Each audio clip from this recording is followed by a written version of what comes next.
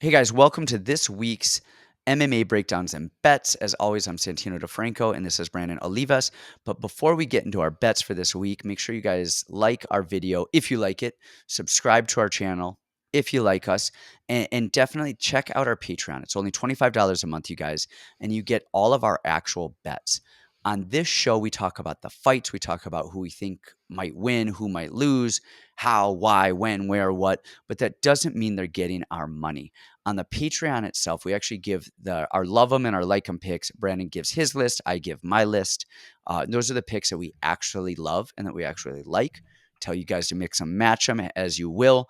People have won thousands and thousands and thousands of dollars off of our picks every week. So why don't you guys, check us out. Link is in the show notes, and you guys can, come hit us up on Patreon and join our Discord as well, which is always a lot of fun. Brandon Olivas. We have fights. We have fights. We have fights. Good morning, good afternoon, good night. Sorry, we done. Is that it? Good night. We're out. That was the whole show right there. That's our intro. Okay. Yeah. That's our intro. Man, we've got Jorge Masvidal. Well, first and foremost, we need to address your arm. Is your arm okay? No, it's not okay. 100%. The answer. What happened? Well, the long story we'll get to in a second, but the short story is I got old and I turned 40 this year and my whole body has decided to give out, just to crumble. So yesterday I am teaching kickboxing, not to fighters, not to amateurs, to regular people in a kickboxing class at the end of the night. And it's funny, you're here. It was with you. I did it on you. So on me. Yeah. So I am showing a hook to the body. I'm showing, all right, guys, we're throwing a 1-2, and then we're shelling up, and then our partner's countering hook to the body. And everybody was doing it wrong, yourself included. And it was just, everyone's like, just bad technique. And I was like, no, it wasn't even bad technique. Everyone was just kind of barely touching. So I throw a fast hook to the body, not even hard at all. Like not even hard, just a fast hook to the body. And my arm sounded like a pencil snapping. Well, I mean, it was loud, but I could feel it in my arm snap. And I didn't even break stride. I showed the technique one or two more times. Said, all right, everybody get going on that. And then I walked away and pulled my shirt up. And my freaking bicep was torn. Just... Your bicep was in your forearm. It was completely gone off your bone. My bicep was not where it should have been.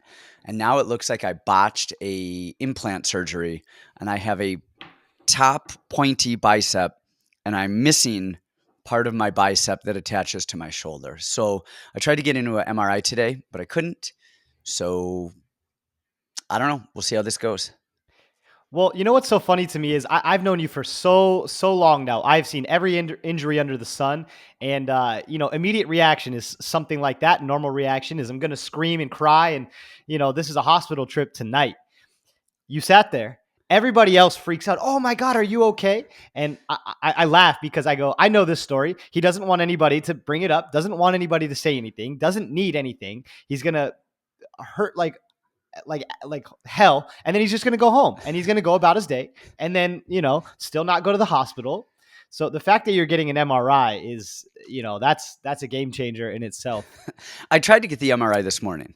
I did, but they didn't get my orders on time, and then by the time they did, I just got busy. So hopefully tomorrow I'll schedule the MRI. But strangely enough, and I'm not trying to be tough here because I'm not tough anymore, I'm old, it didn't even hurt at all. Like it snapped, but it didn't hurt.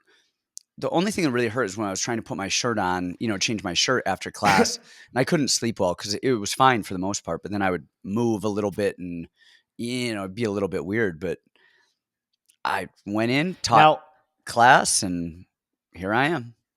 I don't want to one-up you here, but look at this split lip. What's that from? Tracy Cortez? Just chap dry lips. Just chap dry lips. So I guess you did. That being said, you did one up me. We've got a good night of fights coming up this weekend, but before we get to that, we kind of killed it last weekend. We had a lot of people who made a lot of money, and we pissed a lot of people off with some of our bets and the way that sometimes Brandon talks about people, he's a little smug. Um, Notice how I'm wearing a blue shirt again, so I can be the smug guy in the blue shirt again this week. oh man, that was funny. So we don't take this as seriously as you guys do out there in YouTube land, but we have fun. But there were some comments. A couple people commented, and I think they said both of them said you were smug, right?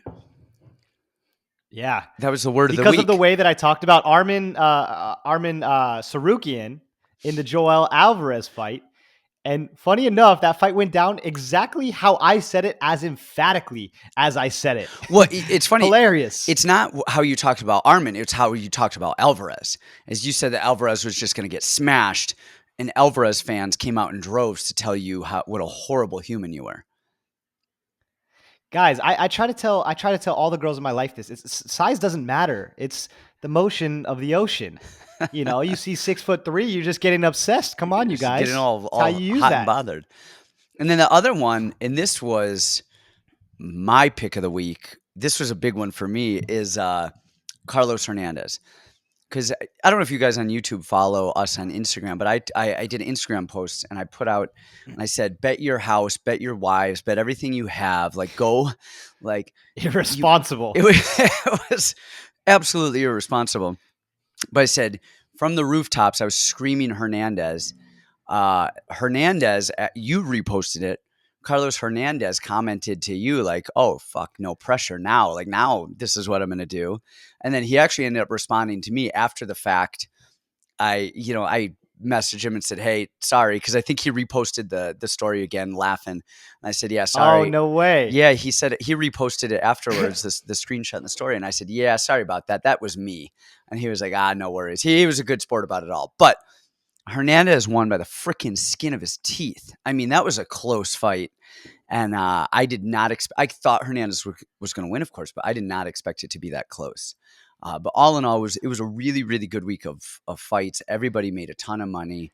And you know what? The last one for me, and there's a lot of guys in the UFC. I don't know how many people are in the UFC. There's like 2 or 3 guys that I know better than anybody in this world. And Wellington Turman is one of those guys. And there's a guy on this card that's another one of those guys.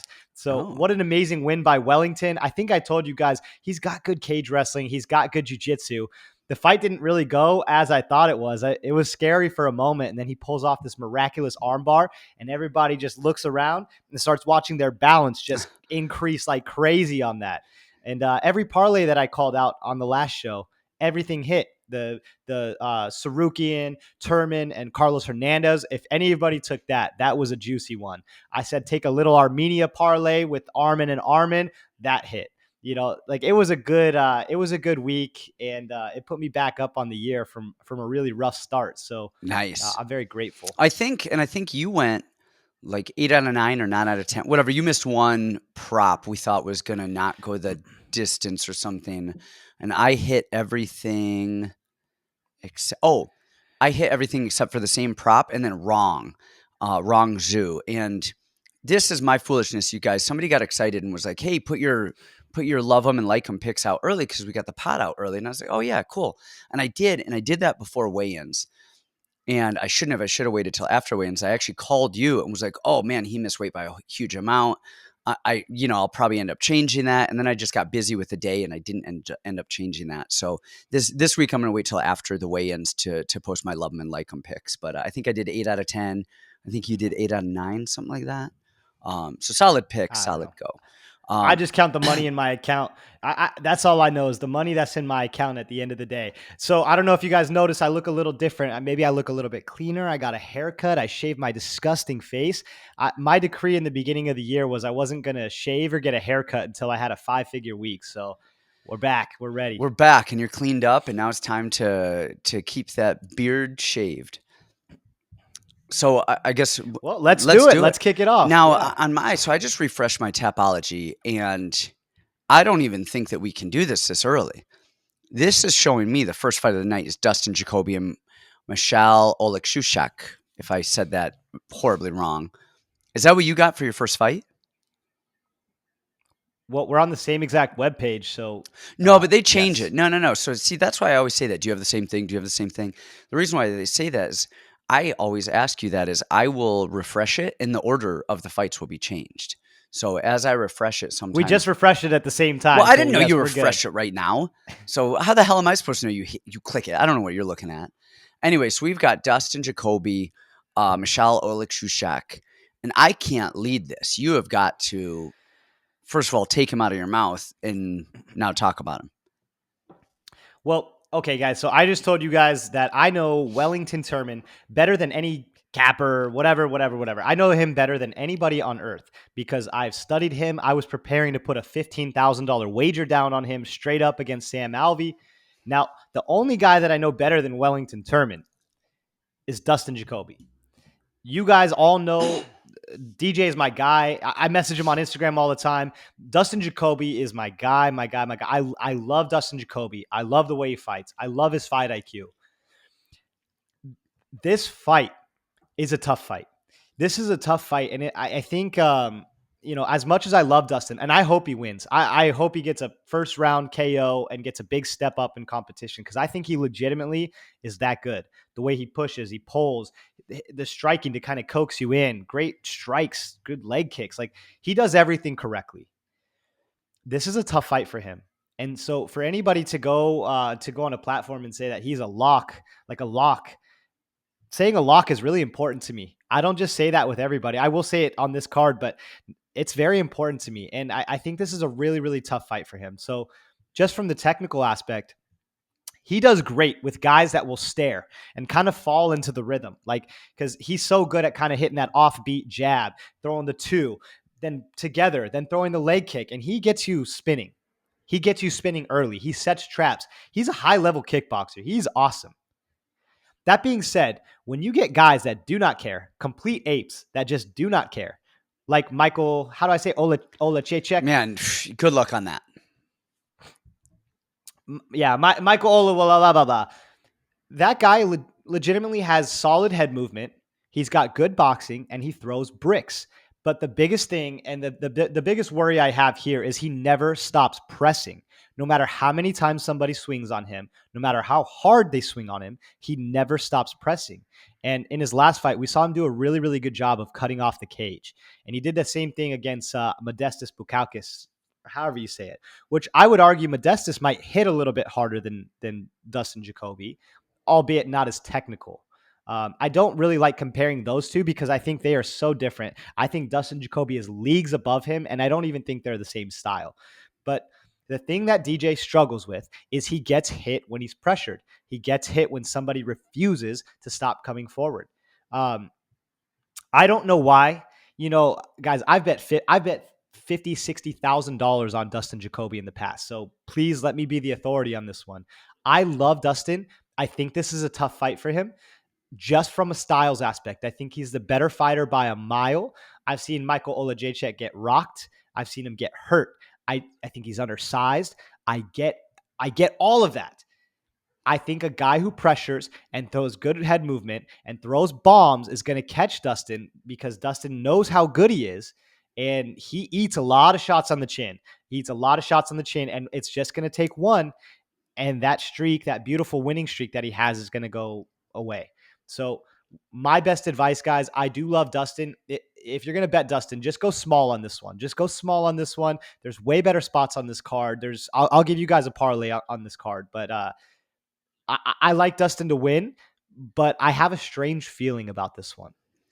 See, I actually, I think this could be a little bit of a coin flip, but if you were forcing me to to bet a lot of money to really sacrifice, I would have to go with Michelle on this one. And it's, I think, as weird as it is, this is a weird thing to say. I think Dustin is the overall better fighter. I think stylistically, you hit the nail on the head when you said that Dustin likes to eat punches on the chin. He has really long reach. He uses his range really well. But when people come inside and they throw, Jacoby's really one or two line of defenses, and I mean pretty much all of his fights are be out of range. That's it. If he's out of range, if he can be long, touch you, and then back out, or just be, kind of slightly in kicking range as you're punching, you will miss him on those shots. If he is in punching range, he isn't covering, he isn't slipping, he isn't dodging. He is eating and he's firing back. and that is not going to fare well for him here. I'm going to call him Michelle versus his last name, Michael, whatever version you want to call him. He, first of all, he's a southpaw. He rips the body shot. He has a narrow stance. So for Jacoby to really capitalize on those leg kicks, he's going to have to either start throwing inside leg kicks, which aren't going to be as effective the way Michelle's stance is, Or to the back leg. or to the back leg, or he's going to have to do a switch kick to the lead leg, which isn't going to work because of Michelle's pressure. And he does such a good job pressuring, but he has that head movement. You would think that there would be so many openings for Michelle to get hit. He does that Foreman roll. He should be able to be hit with an uppercut, as he's shelling up. He should be able to be hit with those inside leg kicks. He should be able to be hit with a right high kick the way that he rolls. The thing, though, is when you pressure kickers, they can't set their feet to kick. And watch Khabib with Edson Barboza. I mean, that's a really good example. You pressure them, they have to either back up or plant their feet. And it takes two people to kick. So that alone is going to take them off. Now, the other thing, this is one of the most important things. You guys, if you are out there and you want to learn about fighting, watch when Michelle is standing in the pocket toe-to-toe with people. He is not like he's southpaw. So his his hands are high, but his right leg is forward. Okay. And we see a lot of people with that static right leg or left leg, whatever, leaning, waiting for that punch to happen, waiting for that strike to happen.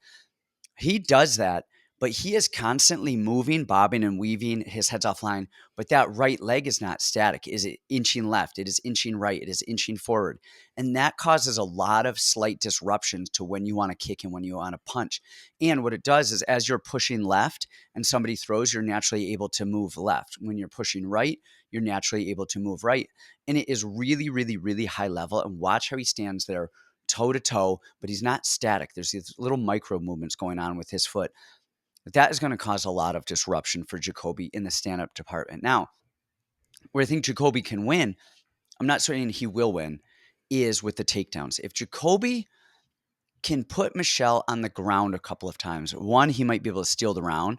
But two, if Michelle is pressing him again and again and again, and Jacoby drops for a double leg, even if he doesn't get it, that's going to force him to back up a little bit. The only other option I really see to back him up is to start framing that backside knee. Their opposite stance. Jacoby could bring that right knee up quite a bit. Even if he throws good teep kicks. Yes. Well, he does throw the good teep kicks, but the only bad thing about a teep kick with a pressure guy like that is he's going to swim it and find his way in, and now you're off balance and you've got a pressure fighter boxer swinging at you. So, I mean, I don't know that I would say don't do it, but I think I don't know that it's going to do him as well as I think he would hope, but I think framing a knee might. I think the thing, though, is we've seen Michelle wrestle a little bit and actually look decent. We saw Ovince St. Preux. He went up to 205. And Ovince St. Preux was huge compared to him. And he even got him down a couple times. And Michelle got back up and scrambled and looked really good until that second round when, he got dragged down and got finished. So I'm not saying that Jacoby's going to be able to out-wrestle him, but I think that the path to victory comes from Jacoby using his wrestling. Then that pushes Michelle back. Then he starts faking wrestling and coming upstairs and mixing it up. And we've seen Jacoby wrestle in the past. If he does not use his wrestling, I don't know that he's going to win this fight. And I don't know that he's going to win it anyway. But yeah, I don't think Jacoby's a lock here. I think it's going to be a very tough fight. I think it's going to be a very close fight. And I might be sitting this one out. I think that's the wise way to go about it, guys. And please, I wish the best for DJ. He's one of my favorite fighters. Anytime he fights, people light me up like, hey, your boy is fighting. It's like, yeah, I know. I'm ready. But I think it's best to sit this one out, guys. Just my personal opinion, and that's what I'm going to do. Yeah, no, I think you're right. I think if I do bet it, I think I will bet the other way. I think I'll bet Michelle on this one. And I think it's so funny because I was watching – when I started looking at this tape, I was like, this is going to be an easy lock for Jacoby. And I started watching Michelle first, and I'm watching his older fights, and he's sloppy, and he's getting better and better and better. This is going to be He looks so good in his last fight. He looks really good.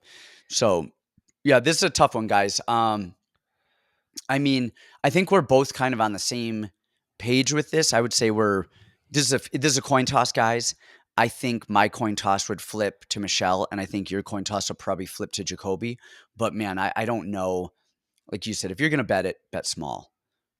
And man, what are the odds on that one? I'm looking right now. Jacoby's not a crazy favorite, minus 190, and Michelle is plus 154. So those are the odds we are looking at. But let's move on because we have a lot of fights. We've got Ludovic Klein and Devontae Smith. Now, we need to mention Klein, and we've got to mention him for something that we've talked about in the past. Did he get ape of the year? No, come on, no, No, no, come no. on. I mean, he's a bit of an ape. Was he in the running? We've talked about him as an ape. I just watched the fight. I just watched the Nate the Train fight, I think is what you're referring to. He just got beat. He got tired, he Yeah. got beat, he got taken down. He didn't really make like horrible mistakes in that fight. He just wasn't the better man that night. No, in that fight, I actually don't think he was an ape. In that fight, I think he forgot to fight. I think he just kind of didn't do a lot. I don't know what the deal was there, but He was an ape for hurting our pockets because we won everything else that night, and the only one that missed was minus 400. If he was a plus 100, whatever, we wouldn't be saying that. I'd be like, it happens. But because he was such a big favorite and he missed, now we're pissed maybe off. that's what it was. It's been a while. But Ludovic Klein is fighting he's fighting Devontae Smith. Now, and I believe he's going up in weight here, right? Am I crazy there? Because Ludovic has been at 45 and Devontae is a 55er. So am I crazy there or? Yeah, you're right. Going up in weight. Yeah. So Devontae Smith is athletic and he's fast. He has a unbelievable 1-2, just right down the middle. Jabs, just fires that jab, fires that 1-2, fires a 3-2. Kicks aren't bad, but he looks the part. He looks very comfortable standing. He looks good standing, all right? But then when people punch him, when they throw at him, he retreats. Like, he does not like to get hit. Like, he does not look comfortable. I mean, he jumps away like a freaking cat, away from a dog. So it's a really weird thing. He looks so good until he doesn't. And then it's a very awkward, uncomfortable thing. That said, he does not react the same way to kicks. When people kick at him, he checks kicks. He stays in the pocket. He times them really well. He looks really good. He did that with Justin James. I think he threw a kick and just caught him, just starts him with a 1-2, I think right down the middle. So it's really weird. He's a decent wrestler, very loose guard. I mean, he's got a lot to like. He's got a lot that I think could be improved on. Ludovic Klein on the other side is a southpaw. He's a little bit smaller, but he has a very traditional, almost Thai stance, right? He's very almost triangle-y with his hands. If you guys can see me at home, high guard, square, big open face area. This is a great stance for blocking kicks. It is not a great stance for blocking punches going right down the middle. Devontae Smith is going to throw punches right down the middle, and they are going to hit Ludovic Klein right in the face. The other issue with Klein is he's a southpaw, and generally I like southpaws because they've got a left liver kick, and when they know it, you get a guy like Gabe Benitez, who before he kind of fell from grace was ripping middle kicks. When people really know about that left leg, they're dangerous. Ludovic Klein will throw the left leg to the leg, he'll throw it to the body, throw it to the head. But he doesn't set it up, and he keeps his head right on center line when he does it. He doesn't even rotate his shoulders. He is not rotating. He's not turning. And that combined with Devontae's really good kick presence and awareness, I think Devontae runs away with this one. I think he's bigger. I think he's faster. I think stylistically he's going to throw 1-2s right down the middle, and I think Ludovic Klein is going to get beat up there. I want to agree with you on everything, but I don't like to get like I didn't look at a lot of lines, guys. I don't look at a lot of lines anymore. I just look at who's the better fighter, and then I kind of see how greedy I want to get each week. This line is so confusing to me. This looks like a trick line, like the biggest trick line you've ever seen in your life. And so they're either, Vegas is going to get everybody in the world, or it's an easy gimme here because I mean, think about it. So what's the line? Ludovic's like a plus 190, something like that. Something around that. I think he is. I was just looking at it. Not even that much. Plus 141 to minus 174. That's Now, if I were to tell you the guy who gassed out in his last fight is taking a short notice fight, moving up a weight class against a top prospect, don't you think that the odds would be a little bit more indicative of late notice, gas tank, and moving up a weight class? Like, what's the deal with a plus 145? That seems insane to me. So I don't want to get conspiratorial here, guys. Like literally, it's the fight game. They're going to go out there and they're going to scrap. But something is up with the line. Like it's either easy pickings on Devontae or something's up and somebody knows something. Like there is something aloof with this line. Um, I weirdly, I hate to say this, and I know I'm going to regret it come next week, but weirdly, like I like Ludovic here. I I think man, I think Devontae's got all the skills in the world. I don't think he's got the fight intellect, I guess I would say. He doesn't know why he throws things or how he throws them. He just throws them because he's so much better at throwing them than everybody else. Beautiful 1-2. He's more athletic than everybody in the room. And then we just saw a guy who was just a better fighter and Jamie Mullarkey take the fight to him, set traps. He had him. He gave up one round to have Devontae spinning. Devontae didn't know what was coming. He was getting hit with leg kicks and biting on feints, and he was completely spinning. So believe me, guys, I don't want to make this a play at all. I'm just saying there's something up with the line. I like Ludovic's ability to fight. I like that he's a southpaw because it's just tougher for orthodox to get the hang of southpaws. But southpaws fight orthodox people all day, every day. So honestly, I kind of like Ludovic just to be tougher and meaner and check hooks and kicks. I'm not going to bet this one at all. I got to stay far away from this one. But I just caution people like, if you're going to bet this one, really do the homework because there's something's wrong with this line. Just use your head on this one. See, I think what's wrong with the line is Devontae is what is he 1-2 in his last 3 fights, and the win was against Justin James, who's no longer in the UFC. He lost to Kama Worthy, who he was supposed to murder. He was like a minus 2 billion on that one. And I think, like you said, I think it's his fight IQ. And I think if he was fighting another guy like Jamie Mullarkey, I think we have to worry about that. But he's fighting Ludovic Klein. And I don't think Klein is I don't think he has the greatest fight IQ either. And I think he's smaller. And I think what they're banking on, well, not that they're banking. I think why the line is so close is that Devontae Smith or Ludovic Klein are going to finish each other within 2 rounds, most likely. And with stuff like that, you can't always assume that the better guy is going to win. And I think Devontae is just a little reckless. And I think with those reckless guys, you don't want to put him at minus 300, which is what he should be at for this fight. But he's a bit of a knucklehead, and you can't always bet a knucklehead. But I think it's man, I really don't see Ludovic winning this. I really, but again, now I'm not saying he can't win it. I'm not saying he won't win it. Crazier shit has happened, but he's smaller and he doesn't have the same power that a Kama Worthy does, and he doesn't have the size. Then come on, Worthy, come on. Kama Let's Worthy move on to is the next fight. Come on, Kama Worthy.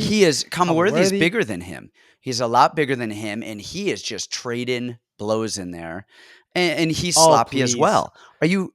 What Kama Worthy is a super technical striker? Kama Worthy is just swinging in there.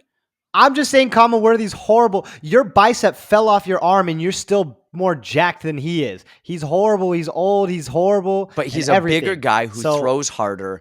And I think him catching – you're trying to compare Ludovic Klein to Jamie Mullarkey, and that is offensive to Jamie Mullarkey. No, I was not.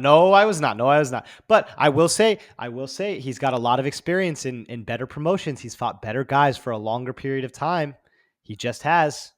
He absolutely has fought a lot of better guys. I think Devontae, just look at Devontae Smith, all right? Right before he got to the UFC, all right, he beat a guy 4-0, beat a guy 8-2, beat a guy 9-5. Then he beat Joseph Lowry 8-0 on Contender Series, Julian Erosa 22-5. Then he beat Dong Hyun Ma in the UFC as well. got starched by Kama Worthy, which was crazy, beat up Justin James, beat Jamie Mullarkey. All right. I mean, that is not. Not impressed. Oh, so you're impressed with the decision loss to Trezano and getting submitted by Nate Landweiler in a fight that he didn't even try to fight in.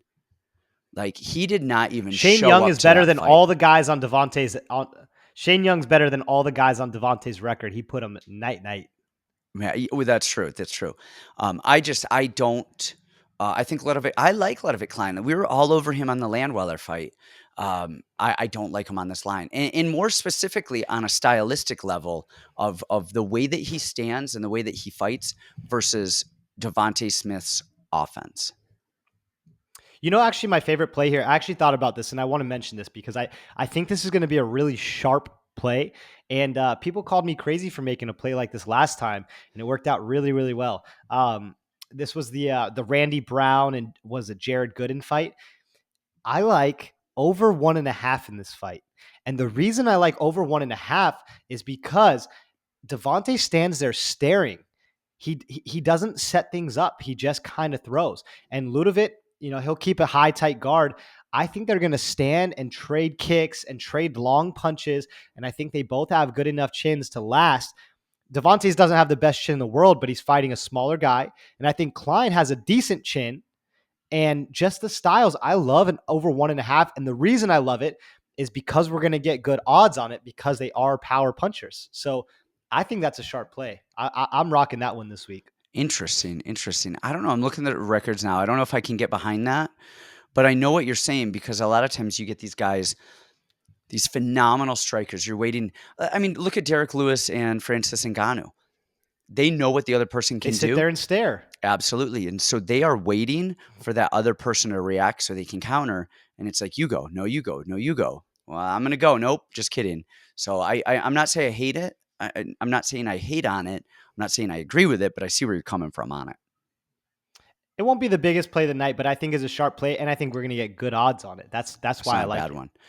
All right. Next up, we've got Tim Elliott and Tagir Ulanbekov.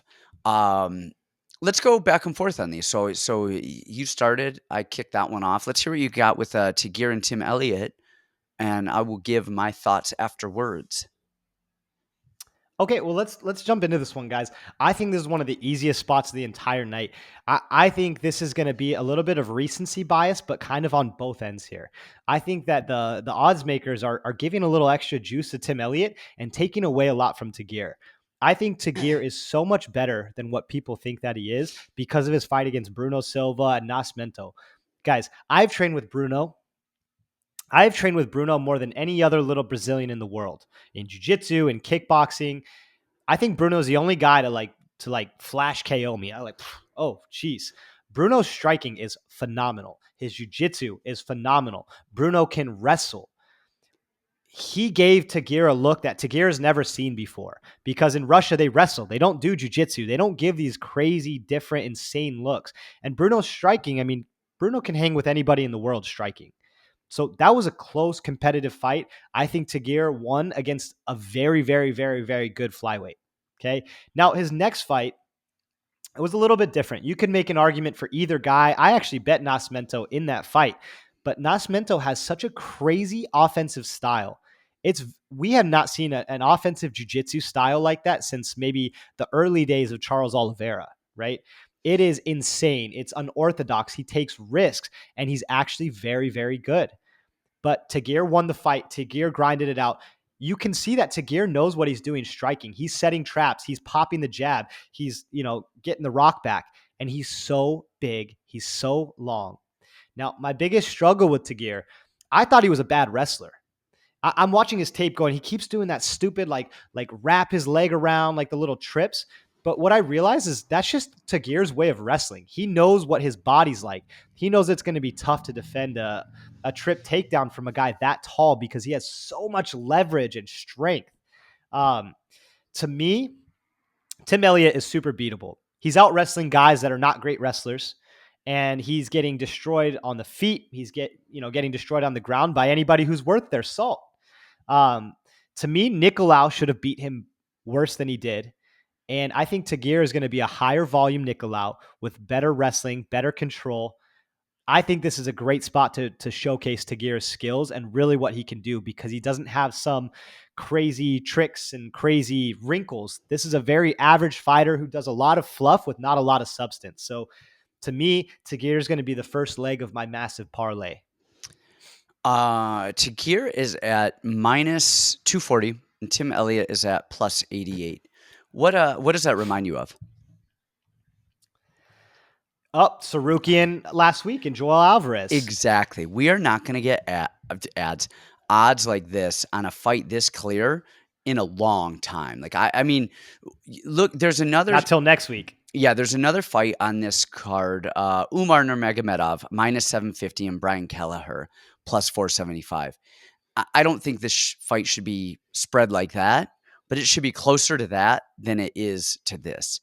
And I think you're right. I was watching Tagir, and I have some bias there as well because, of course, we've trained with Bruno.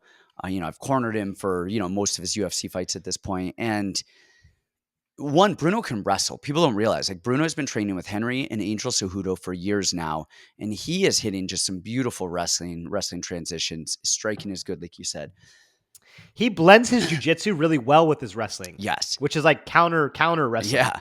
And, but I'm watching Bruno take him down, and then I'm watching and the what is it? Nascimento? Who did he fight? Yeah, Nascimento. I'm watching that fight, and he is throwing every submission in the book at Tagir, and a lot of times both of them were coming up on top, and then Bruno's hitting the calf kick, and Bruno.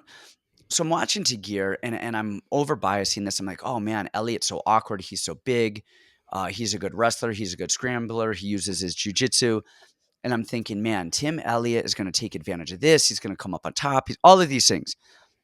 And then I went back and watched Elliott, and I was like, oh my gosh, I'm thinking of the Elliott that fought Demetrius Johnson 7 years ago or something. And even that was one round of okay, and then got destroyed. Yeah, and I don't know what I was thinking of, but somebody at some point is going to be able to take advantage of the ability to out scramble Tagir and put him on his back, and to outstrike him and to loop these shots and find their home. Tim Elliott is not that guy. He is going to dance around and over it, like bob and weave, and he's going to look like Clay Guida a little bit and throw these offline punches and strikes. He's going to shoot. He's going to get stuffed out. I mean, I don't know what his path to victory is here. I mean, I know it's to scramble, to wiggle, to catch a neck, stuff like that.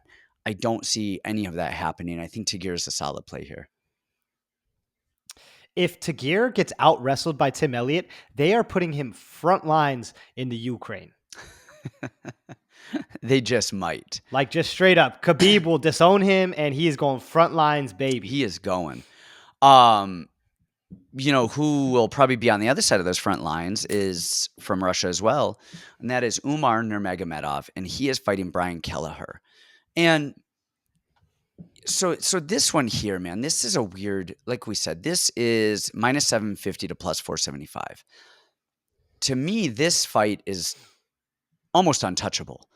I just, to put any money on Umar at that rate, it is, I don't know that it's worth the small return on investment. But honestly, Kelleher is good. And I do think Umar is really good. I think Umar is very good. He has that. It's so funny because I don't know who Umar is as a fighter, though, yet. He bounces up and down, light on his feet, very karate-ish. He throws those front, lead leg high kicks, really high kicks on both sides, kind of punches, well. But the second you start really grinding down on a striking fest, he's shooting. Like, let's not get it twisted. He is shooting, he's shooting, he's shooting. For as much as I think he wants to be a striker, he is not. And he's a straight wrestler. His wrestling is good. His jiu-jitsu is good. His control is good. His cardio is good. He's tall. He moves well. On the mat, that is. Brian Kelleher, man, his striking is legitimately really good. My biggest knock on Brian Kelleher, honestly, if Brian Kelleher was as good as he is now, but he was 30, holy shit, man, that dude could make a run. I actually really like Kelleher. I think his striking is clean. I think he makes the good reads. I think his wrestling has gotten so much better over the last few years, offensive wrestling and defensive wrestling. He attacks a guillotine really, really well. And he was fighting a taller fighter recently. Oh, it was Kevin Kroom. It was the very last fight. And he couldn't reach him with his rear hand. So he's stepping through and throwing. I mean, it's wrong. It's wrong in every playbook, but he made the adjustment with his rear hand, stepping forward and then throwing a lead hook, which covered an extra 20 inches. And he really found a way to win that fight almost easily. I really like Kelleher. And as much as I like Kelleher, and that's why I don't think I can touch this fight at all, I think Umar wins this. But at that price tag, going against a guy who's not a can. I mean, Brian Kelleher's not a can. I don't think he could win, but I don't think I'm not certain enough about that to throw enough money into that to make it worth my while. Well, here's how you make it worth your while, right? We have to parlay. My style, guys. I'm not like I hate like the crazy stupid props and the plus 10,000s on a point deduction. It's just not me. I care about my money. And here's the way that we do it is first leg to Gear, second leg is Umar, and then there's going to be a third leg later on in this card, and that's how we're going to make money, as close to even money as we can. I at least like to get out what I put into it. That's how I like to work about it. I totally agree with you. Brian Kelleher is an ultra veteran. He does everything correctly. His wrestling has gotten a lot better, but we find when he can't out wrestle the guys when he loses. And do we think he's going to out wrestle Umar? No. I think he's going to get hit hard on the feet. I mean, say what you want about Umar's striking, but he hits freaking hard. And when he throws kicks, they're very, very, very hard. They get you like, dang, I need to wrestle. He's beaten. Look at Umar's record. Umar's record is like ridiculous. Like he's beating 14-1 Russians and every up and coming prospect in every organization. Like Umar's legit, you guys. His wrestling is sick. Khabib's going to be in his corner. Like, it sounds silly to say to don't overthink this one. I think Brian Kelleher is really, really good, but this is just not going to be his night. He's not a can. He is brought in to lose to prospects sometimes, but I don't think this is a competitive fight just because the wrestling edge is so far in Umar's corner. That honestly, that's all. Don't overthink this one. That's all I got on this one. I mean, we've seen it before. We've seen it with Ricky Simon. We've seen it with Cody Stamann, with Kelleher. That is going to be this fight. It's Cody Stamann, Ricky Simon all over again. He's going to get ragdolled in the wrestling, but he's going to have his moments. He's going to look good. I think it's probably a 3-round kind of wrestling affair where he gets just thrown around, quite a bit in the wrestling department. My only issue with it is even with a parlay, just the price tag to me is just a little bit too high on Umar. I know you like it on the parlay. I think Umar wins this. I think he wins it probably by decision. I just, on the price tag, it's like, it doesn't really interest me on a betting line. But I think you're absolutely right in terms of how the fight goes. Like I said, Ricky Simon, Cody Stamann, see those fights, you'll see this fight. All right, what do we got next? I'll let you kick this one off as we're going to trade back and forth. Okay. So next up is Marina Moroz versus Maria Agapova. All right, so this one has me stumped. And I'll tell you why, because I'm like you. So I actually don't look at odds before I look at the fights. I look at the fights. I see who I think is going to win. I kind of go through my own analysis, and then I like to look at the odds because I don't want to be biased by the odds. And so, and the other thing is, what I kind of like to do is see the fights that I think, okay, is this a close fight or not? And like Umar Kelleher, we just looked at that. It's like, okay, I really think Umar wins this. That's kind of easy, but what are the odds? Oh, they're really big spread, so that doesn't interest me. And then it's like the Jacoby fight. I'm looking at that going, this is a 50-50 toss-up, and I look at the odds, and I mean, it's kind of, I'm actually shocked to see Jacoby a little bit, that much more, and so whatever. It's like, all right, whatever. But this is one of those fights where I was expecting, when I looked at the tape, to see Marina as a pretty even bet, and Maria Agapova is actually a solid favorite at, gosh, where is she right now? I'm looking. She's minus 210 and Marina is plus 167. And Marina is really tough. She is solid. She's got some good wins. I'm going to pull up her record really quickly because it is, but the thing is, she's not finishing anybody. All right. So she is 10-3. And she beat Maria Buenasilva by decision. Sabina Mazo, who actually Agapova just beat up. And then she lost a decision to Angela Hill, decision to Carla Esparza, and a decision to Valerie Letterano afterwards. All right. And then, but all of her fights are pretty much decision outside of her armbar win, which was her debut in the UFC. Angela Hill and Carla Esparza are tough 15 pounders, and she's going to a decision with them. Agapova, man, the thing with Agapova is she is a Devontae Smith or a kind of a Kama Worthy, not at that level, not even remotely. A Jalen Turner type of. She is all gas, man. She's Johnny Walker. She's winning or losing by craziness. Okay, she is really fast. She is really dynamic. She has a really long range. I just, what worries me is her. Is she going to go ape shit? Almost all of her wins are first round victories. The loss outside of Tracy Cortez was a second round stoppage because she kind of adrenalined herself out. I think Agapova absolutely wins round one. And then I wonder what is going to happen in round two and round three. Is Agapova still going to be there? Is she going to have adrenaline herself out like crazy? I think she's learned from her lessons. I think she's a little bit more the faster and a little bit more a little bit longer, a little bit more athletic, and she swings to hurt. Her jiu-jitsu is pretty good. Her wrestling is not bad, but it's definitely a weak area. Um, I think I like Agapova here, but I am shocked to see her as heavily favored as she is. Yeah, I think I'm going to go the other direction here. And I really wanted Agapova. And I was watching Agapova and I'm like, man, she's got to be the better kickboxer. You know, she put a clinic on Sabina Mazo. Sabina Mazo makes a lot of people look good because she's just so lazy. She stands there with her hands at her hips and just kind of inches forward and eats a ton of punches. So it's easy to look good against her. When she can't out grapple you or wrestle you, like it's easy to look good against Sabina Mazo. And I do not think Moroz is a world beater. She leaves a lot to be desired. But the one thing that's pretty nice about her is her boxing is not the worst I've ever seen. Her stance looks a little bit weird, and they talk about her on the Olympic national team for boxing and whatever. She does not stand like a boxer. She doesn't move like a boxer, but her punches are kind of clean. They're straight. She throws volume. She works the body. She works back up to the head. And that stuff is really interesting to me. Where Agapova, like you said, she's all gas. Even her relaxed self is these big looping shots. Weirdly, guys, she's Moroz is that American Top Team.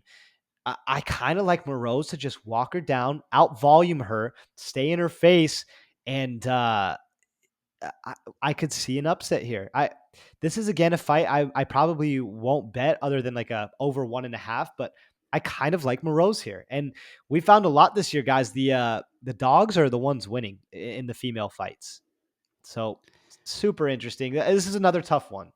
Yeah, I'm not sure I want to touch this because, yeah, I was thinking Moroz wins this. I'm watching her fight, and I was really, really, really impressed. I was really impressed with her, and I was like, oh, she's going to beat Agapova. And then I started watching Agapova again, though, and she's got really good footwork, and she's very loose on her feet. The other thing is Agapova is a finisher. She is a finisher. She is a finisher, and Marina is not. She doesn't hit super hard, and Agapova is tough, and she's hard to finish. I mean, really, the only bad performance we saw of her was getting decision by Tracy Cortez, which is all of Tracy. I mean, there's no shame in that. And then honestly, just having that really bad adrenaline dump. Gosh, who the hell was it? You know what I'm talking about. Shayna Shayna Dobson. Dobson. So, yeah, I don't know if I'm going to touch it. I don't think I will. And I'm big on Agapova. You guys remember she was a big dog against Sabina Mazo last fight out, and everybody was telling me I was an idiot, that she's on drugs, that she's all over the place. And I was like, dude, Agapova wins this. She wins this. She wins this. And I was absolutely right on that. I don't have that same confidence in her with this one. And like, but honestly, I don't even like the over 1.5 because first of all, women's fights traditionally have been 1.5 favorite. We can kind of guarantee those. And Stephanie Eggers the other day decided otherwise. And two girls who have never finished a sandwich get finished in 2 minutes. And, a couple other women's fights that we kind of expected to go 1.5 and over have ended early. And Agapova is a finisher, or she's going to get finished early. So I don't even like the over on this. This fight, I think, just scares the shit out of me all around. I All think right, what do we got Yeah, next? I think there are good plays on this card. I just think there are some very untouchable plays on this card as well. I think that's one of them. I think Dustin Jacoby is probably one of them. So we've got two kind of unplayable ones right now. Next up, we've got Nick Negumereanu and Kennedy Nzechukwu. I'm calling him Kennedy. Yeah, this fight's a really interesting one. I'm gonna sit out of this one, and again, I'm gonna just watch this one. I'm sorry to be such a bummer this week, guys. Like, I got the spots that I really, really like, and everything else, I'm just sitting back. I'm just gonna watch. I like to protect my capital. I'm gonna treat it like my baby now that I have it again. Um, this fight is really interesting because these guys are kind of similar in like just a little bit of a different way, right? So Kennedy, I don't think he's got great fight IQ. Like you would think he would, being at Fortis, and like they keep telling him to do the right decisions and do the right things. He constantly makes horrible decisions and then just keeps around long enough for the other guy to make a mistake and then takes advantage. And that seems like not a great way to win fights. A lot of times it's high guard. He lets everybody else gas out by knocking his block off, and then he comes back to win. Nick Negumereanu is kind of the same way, except for he eats it on the chin. He lets everyone unload on the chin, and then he keeps walking forward and throwing bombs. Um, I can't believe Kennedy's actually the favorite here. Nick has looked nothing but impressive kind of since he's been in the UFC. The win over Oleksiejczuk was very impressive. I didn't think it should have been a split. I mean, I thought he was controlling and dominating that fight. Just knocked out Ike. Like, he can punch hard. He looks to have pretty decent cardio. Um, I like him to get it done over Kennedy here. I like him to split that guard, and who knows if Kennedy's chin is starting to go, but I like Nick to get it done here. I Gosh, man, watching Kennedy fight, I cannot believe this dude has won a fight. Like ever in the history of fights, I cannot believe he's won any of them. And he beat Danilo Marquez after like he is the consummate Homer Simpson. This dude takes a beating and a beating and a beating and just won't die and is there when the dust settles. This is freaking. So I'm watching Kennedy first, and I go through all of his fights. And first of all, I saw Kennedy recently because of Carlos Ulberg. I was watching his fight with him the other day, and Ulberg just hit him with everything on the freaking planet, tired himself out, and basically fell over afterwards. And then Danilo Marquez did the exact same thing, but in a grappling version of it. Took him down, took his back, couldn't finish him, and he was there. And I'm going, this dude is getting starched. Who's up? And then I'm watching Nick Negumereanu. He punches so square. He runs at you. His shoulders don't move. And he is like piston punching, like old Vitor Belfort in the first UFC fight we've ever seen. Chin up. I love it. Oh my gosh. But it doesn't get through the guard. And as weird as Kennedy does nothing, I mean, if Negumereanu had a little bit more power, if he would go to the body, if he would mix it up, his volume is good, but you've got the 6'5" frame of Kennedy with this super high guard, leaving his body open and his legs open. And I don't think Negumereanu is going to go for those once. He's going to go swinging at him. I don't think he has the power of who just knocked him out, Jung, with those Yeah, elbows. Jung. And I cannot fathom that I'm saying this again. And I'm going coin toss Jacoby and Michelle here. I don't think I'm going to touch this one, But I think I am embarrassed to say this, but I think Kennedy is gonna. I don't think Kennedy's gonna win. I'm not saying that. I'm leaning Kennedy to get the win over a shorter Negumereanu who doesn't have great fight IQ, who doesn't have phenomenal power, who doesn't have amazing wrestling, who doesn't have an amazing reach. So it's like a very tough. He's got a great chin, though. He does have a great chin, and he's very mediocre everywhere. And if he had something, if he had that one characteristic that I was like, okay, this is how he's going to beat Kennedy, I am all over it. Give me a freaking reason, and I am there. I just, for as weird as Kennedy is, he actually does throw straight punches down the middle. We saw it with that Jung fight early. He does so little and evades so much that he kind of freaks people out a little bit and kind of lulls them into his own game. And I mean, he finds some punches, he finds some stuff. I'm leaning Kennedy on this one, and I can't believe it. But this fight, you guys, we say it all the time. Don't bet bad fighters. Okay. I think Kennedy is going to win this, but I don't like his fight IQ and I don't like his skill set. And I can't get behind, I don't dislike Negumereanu's fight IQ or skill set necessarily, but just stylistically against Kennedy, I don't know that he's going to mix it up and do all of the things that he could do against Kennedy. And I think he'll lull into that game. And man, I'm leaning Kennedy here, but holy hell, is this a weird fight? All right. What's There's a up lot of next? these, right? There's a lot of these fights that are unbettable fights. But you guys, there are good bets on this card. Bet the good bets. Throw away the bad garbage.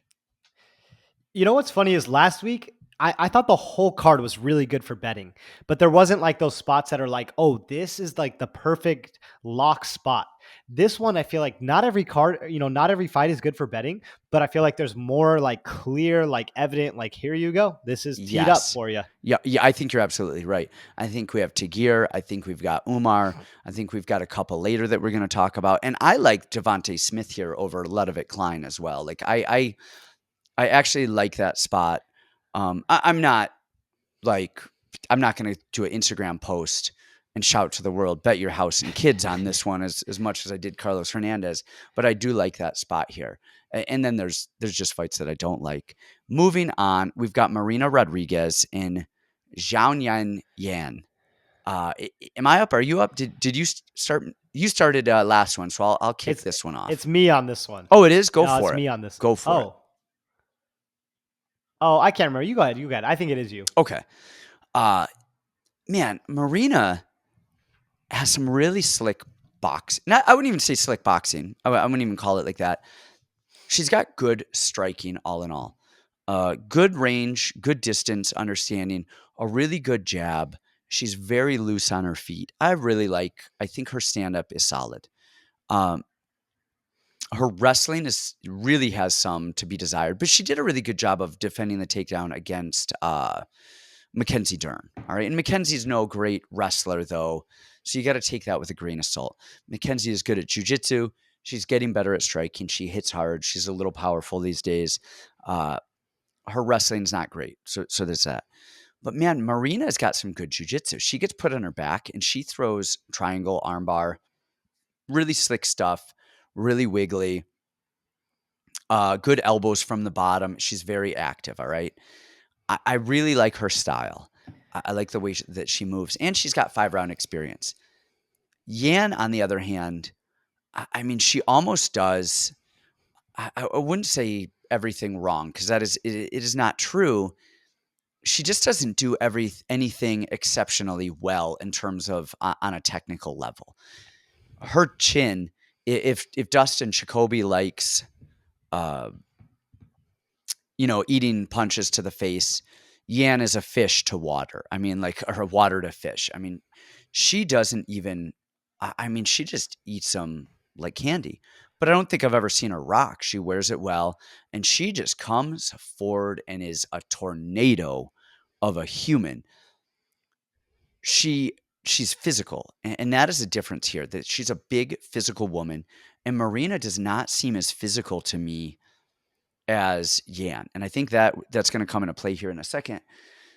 Yan's issue that I see is actually jiu-jitsu. I think if Yan decides to take this fight to the ground, and I think she could, we saw her kind of throw Angie Hill to the ground a couple times. We see her get fights to the ground. Angie Hill threw in a triangle pretty quickly. I think if Yan does that with Marina, I think she's going to find herself submitted pretty quickly. On the other side of that, I don't think Marina can finish this fight standing. And I think Yan, for technique or not, she has really good cardio. She's very physical, and she is in your face swinging. She's Michelle over here without the finishing power. And as weird as this is, I actually like Yan here, and she's a dog. I'm gonna see the odds on her. She is plus 205 to minus 265, and I'm not screaming from the rooftops here, folks, but if you want to bet a dog, I think this is as good of a dog to bet as there is. And I think it's probably going to be a pretty close fight unless it goes to the ground, unless there's a submission involved. If she can stay out of a submission from getting, if she can avoid taking Marina down where she will get submitted most likely, I think she wins this on volume and pressure and physicality. Yeah, and pardon me.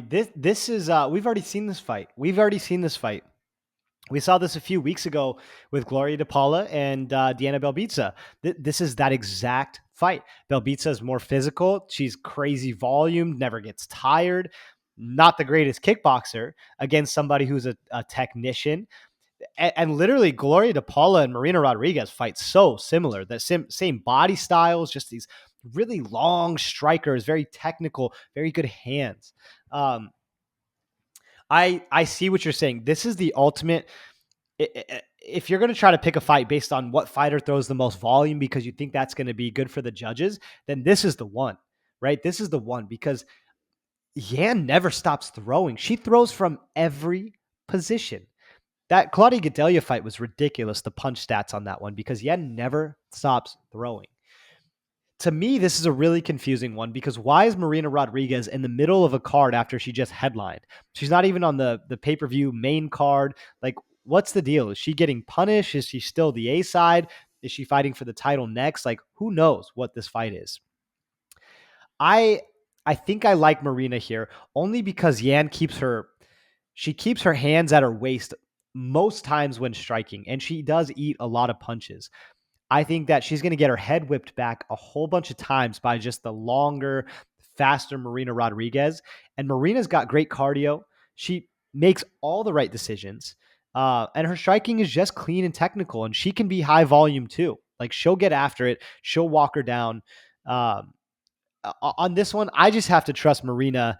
I have to trust Marina as the favorite here. I think she's the A side. I think she's the better fighter, and she's running out of time. So I think the UFC is trying to fast track her to the title shot. I like her to get it done here. That's interesting. I think the other thing we have to know, and this is going to actually play a big role in a lot of these fights in a lot of different ways. This is in front of a live crowd, you guys. So we're talking about Agapova, all right? Does she adrenaline out? I mean, does she adrenaline out in the apex versus, with 12,000 people there? In this fight, what you just said is going to be part of it. Does she Marina whip Yan's head back? Even if those punches don't land, the crowd is going to go wild if she does. Now, on the other side of that, if Yan throws volume, okay, which we know she does, in the apex when it's quiet, you know that those punches don't land because you don't hear them. When you're in a crowd, that all of that sound muffles it out, so you can't really tell if they're landing or not. So just as a judge, a lot of those punches might look like they're landing depending on the angle, and that the crowd is going to play a big role in this. I'm not sure what yet. Can Marina whip Yan's head back enough for the crowd to wow? Or does the volume of Yan look like it's doing more than it actually is because they can't actually hear or really get it? All right. What do we got next? Moving along. We've got Jalen Turner and Jamie Mullarkey. This fight, I'm really interested to This is see. my turn. Yeah, this is your turn. This is your turn. You got the good picks here. Uh let's hear it. Okay, so let me preface with saying this. Jamie Mullarkey is that dude. Jamie Mullarkey is that dude. He is so freaking good, Jamie Mullarkey. If he didn't have blonde eyebrows, the UFC would be pushing this guy. They'd be giving him favorable matchups. Like, he is that dude. He's legit. He can wrestle his ass off. His boxing, his kickboxing is so good. He sets traps. He's an intelligent striker. He's got crazy cardio. I mean, Jamie Mullarkey does everything right. He's the kind of guy that you like to bet on. Like, he's the kind of guy you like to put your money on. He'll never quit. He's never out of a fight. That being said, I think Jalen Turner wins here. Jalen Turner is such a freak. Jalen Turner a lot of times does things wrong, right? Like, he gets taken down. He's got actually really clean, really beautiful jiu-jitsu. And he's like another fighter later in the card. If he wants to stand up, he can just stand up. He doesn't get caught up in this trap. I think he physically can do anything in that cage that he wants to do. I think his striking is just so long, it's so technical. He hits like a Mack truck. So as all the wonderful things that I think Jamie Mullarkey is, he does get hit sometimes. He does get countered sometimes. I think Jalen Turner is so freaking talented. I think he's so fast. I think his jiu-jitsu is so beautiful and so clean. I just like Jamie Mullarkey. I'm sorry. I just like Jalen Turner to find a way to get it done here. So I agree with you on everything except Mullarkey's wrestling. I think Mullarkey wrestles a lot, but I don't actually think he's a great wrestler. I don't think he's a bad wrestler. I think his striking is adept. I think he's an adept striker. I think he's good. I think he's tough. I think he has a good cardio, and I think he's willing to wrestle. But I don't think he has the technical wrestling chops that he needs to get some of these fights, like the Faris Siam fight. I think if he was a little bit better of a technical wrestler, that fight would have gone his way. That said, we've already seen this fight go down twice, one on each side of this affair. We've got Jalen Turner fought Matt Frivola, and he beat him up standing, hurt him a lot, and Frivola, ended up getting the decision, but it wasn't. I don't know. I mean, it was a while ago. Jalen Turner is much, much, much, much, much better. And then we've seen Faris Siam with Jamie Mullarkey. All right, this is a very similar, tall, rangy striker. Very similar. Now, I don't think that Mullarkey has the wrestling of Frivola to get Turner down. And I think Turner's wrestling is just getting better and better and better and better. I think his fight IQ is getting better and better and better. And I don't think he's taking the crazy risks that he used to take. And really, we saw him come in on short notice, up a weight class with Vicente Luque. And as weird as it is, Turner looked amazing. He did well. And then threw a spinning back elbow that landed. And after the spinning back elbow landed, got hit with a punch that dropped him. It's a really weird way to go right there, up a weight class, whatever. He's a southpaw. His 3-2, which is a hook cross, and his lead hook to the body, and he fires his hands so lightning fast. Holy shit. And he's long, and he's pulls everything back. He doesn't overextend. He does all of the things that a guy like Devontae Smith, who's that athletic guy but has these big holes in the technical and fight IQ area. He's that without the holes in that area as a southpaw. I love him here. I think he gets a win. I don't know if he's going to finish Mullarkey because Mullarkey is just a tough son of a bitch. I think he finishes him brutally. You think so? I could see that. I could absolutely The thing with see that. Mullarkey, people forget this with finishes, is it takes somebody who wants to fight you to get the finish. If you get somebody who's going to stick on the outside and is afraid to engage, that creates for not a finish. But Jamie Mullarkey is going to throw down with him. Jamie Mullarkey likes to swing with people, and I'm going to choose the faster, more explosive, athletic guy in those exchanges. I think Jalen is going to put him out. I think you're right. And this, you guys, we've talked about there's some fights that we don't like on the card, right? We've talked about that. this is a fight I like on the card. This is a fight you guys should be betting.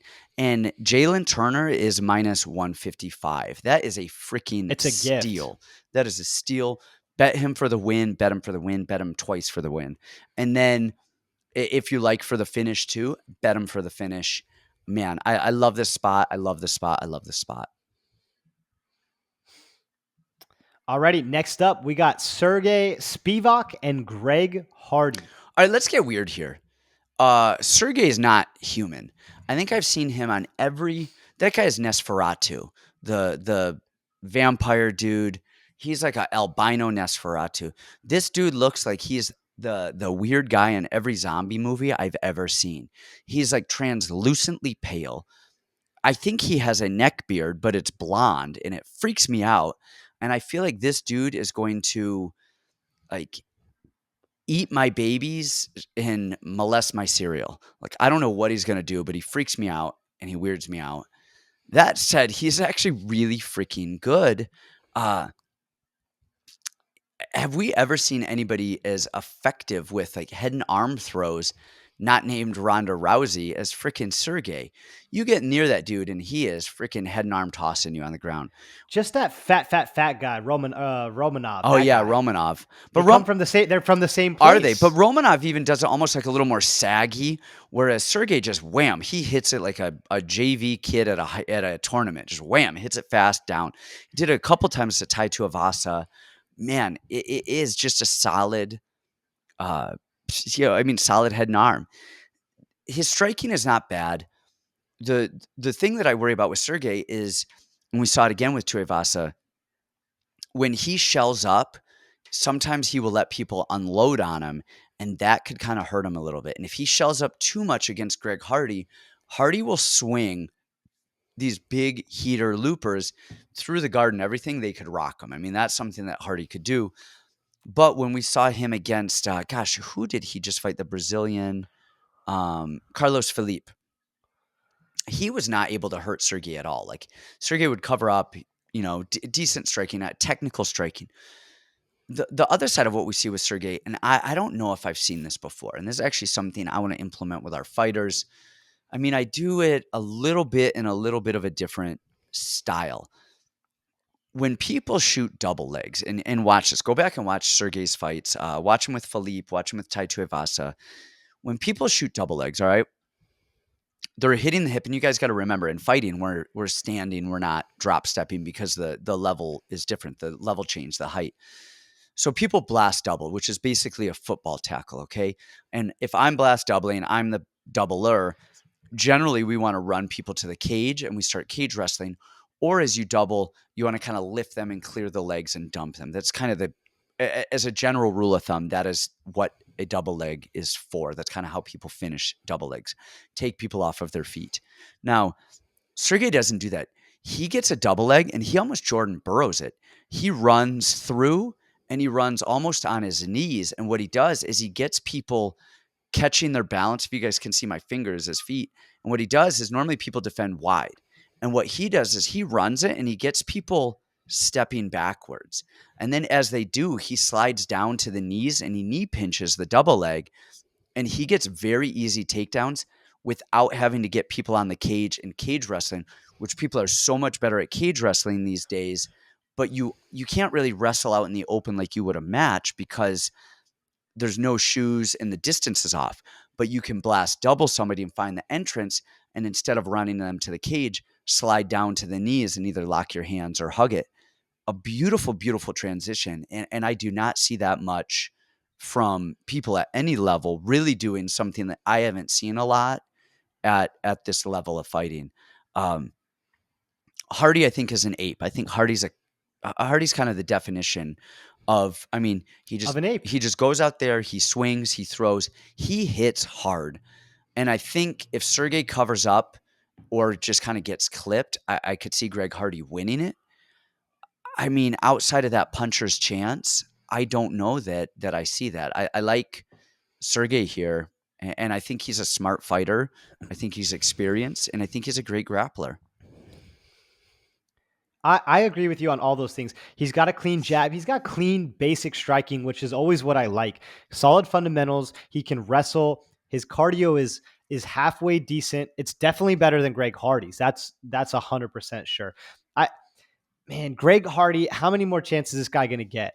He's got to be this big, crazy power puncher, and the things that are supposed to make him great are also the things that are to his detriment. He's got to be this big, swinging, crazy guy, and that sometimes gets him knocked out. It gets him tired. It gets him put on his back. So, I mean, the way that I view this fight, guys, there's one person that's so much clearly the better fighter, and that's Spivac, like by a country mile. That being said, it is heavyweights. Anything can happen. Spivac was looking like a deer in the headlights against Tom Aspinall. That was the easiest fight for me to call of all time because he just was a scared deer against Aspinall, who's very, very skilled. But Aspinall brings a lot more to the table, feints and head movement. He gets people to bite and then comes over the top. There's just so much more to offer from Aspinall than there is Greg Hardy, who is close your eyes and throw bombs. We say this a lot, guys, and I think this applies here. The better fighter wins 90% of the time. If you're going to bet this one, it's Spivac or nothing, because you don't want to bet on a fighter that you pray has to land that one punch or has to have that method of victory. You'd rather bet the fighter that just has the better skill set and can win any way that the fight goes. So what I would say is this is not a big money parlay piece, but it definitely can be, in a smaller one, maybe a long shot, a Hail Mary. We like Spivac here. We just like the better fighter. Yeah, I think you're right. And the money's not bad on it. He's minus 200. I think that's pretty fair for the situation here. And going back to Tom Aspinall, he looked like a deer in headlights there. But tell me Tom Aspinall is not fighting for a world title here in a couple years, a year. Maybe, he's unbelievable. He is phenomenal. He is phenomenal. So I think I think a deer would look like a deer in a headlight staring across Tom Aspinall. I think I like Sergey here. I think he's a solid pick. I think Hardy got in. I mean, don't get me wrong. He's got some wins. He's got some power. I don't see him winning this fight. I don't see him landing the punch he needs to win the fight. All right. So we've got Kevin Holland, Alex Oliveira coming up next. This is possibly, I mean, is this the biggest lock of the night? Yeah. I mean, this is the biggest lock. Well, all right. I mean, it kind of, yeah. I mean, I think this is a bigger. I think this is the biggest. This is a bigger lock than even Umar Nurmagomedov over Brian Kelleher and Tagir over Tim Elliott. I think Kevin Holland over Alex Oliveira. Oliveira is. This is insane. Have you looked? Do you know how old Oliveira is? 34. Yeah. 33. So, but dude, I mean, you would think he was 43. I mean, he has been fighting forever. He has been in wars, and he looks worn out. I mean, he's actually good everywhere. I mean, he's decent everywhere. He just looks like a guy on a. I mean, he's not bad anywhere. Like, he's not horrible. He just is not a guy who I see winning fights against any decent fighter. I mean, anytime soon. I mean, he lost to Nico Price in a decision that he looked very lackluster in. He lost to Randy Brown in one-arm rear naked choke. He lost to Rachmaninoff by guillotine. And actually, that was probably his most impressive fight recently, was that just because Rachmaninoff couldn't get him down and ended up jumping to a guillotine. I thought that was his most impressive thing, was that Rachmaninoff didn't just throw him down. The only issue that I see here, and I'm not saying it's an issue, it's the only issue that I see might be an issue, is Oliveira's dropping a 170 here. Or not Oliveira, I'm sorry, Kevin Holland is dropping a 170 here. He was never a big 85er. I'm curious to see how that weight drop hits him. Does it affect him or not? I don't know if it will. I'm just curious. But he's got the range. He's got the striking. Kevin Holland, the thing that he has always really lacked was that wrestling, and I don't think that plays a role here at all. He's super smooth. He's calm. I mean, he's gonna pick Oliveira apart. Oliveira's gonna shoot in and do something wild and end up either getting TKO'd or submitted. This, I got to get on my soapbox again a little bit. I told you guys last week, MMA Twitter is a wild place. I love MMA Twitter just for the stupid takes that I hear, the ridiculous things that people say, that people think that they know. Everybody's a blue belt on MMA Twitter, and all of a sudden they're black belts. People don't know what good jujitsu is, and I've seen a lot of people say Kevin Holland's jujitsu is horrible. What are you guys watching? What are you guys watching? His jiu-jitsu is good, especially for MMA. We see Kevin Holland getting out wrestled and out grappled by guys that are, D1 wrestlers or just ridiculous grinds. We're seeing that by the top guys at 185 when he's not a big guy for 185. I mean, he's tall, but he's got these little tiny hips and, this one glaring weakness. But his jiu-jitsu, he went to the ground with Jacare and threw Jacare up in a triangle. Tell me how many people in the world can do that. And then immediately to elbows, immediately to back fist, to standing up. I mean, Kevin Holland is one of these guys, just like Jalen Turner. If he's taken down, he can stand up anytime that he wants to stand up. He can just go do it. He's got tricky, crazy jiu-jitsu. He's been working the wrestling. His striking is his striking good. Like, he does the pushes, the pulls. There's not a way he doesn't win this fight here. There is nothing that Cowboy Oliveira does now. And, I just now pulled up his record. Some of the wins he has is unbelievable. Beating Will Brooks is crazy when you see the shell of a man that's here now. He's like really wide and doesn't really throw much volume or much power. He's not great in the clinch. He doesn't out wrestle people like crazy. There's not a thing that he does better than Kevin Holland anywhere. This is the don't overthink it of the week, guys. This is for me the number one lock on the card. Kevin Holland beats really good people. What he did to Buckley was that impressive. Now you get an older shell of himself, Cowboy Oliveira, guys. They want Kevin Holland to be a star at 170, and I think he can be a star at 170. That height at 170 is going to be tough for people who don't know how to cage wrestle. This is a don't overthink it. Kevin Holland, Tagir, and Umar. That's an even money parlay, guys. Go make yourself some. And then next week, I want to see you guys in the comments saying we paid our mortgage. Like, Yep. Don't overthink it. That's the parlay. Alex Oliveira was 9-3 in his first, whatever that is, 12.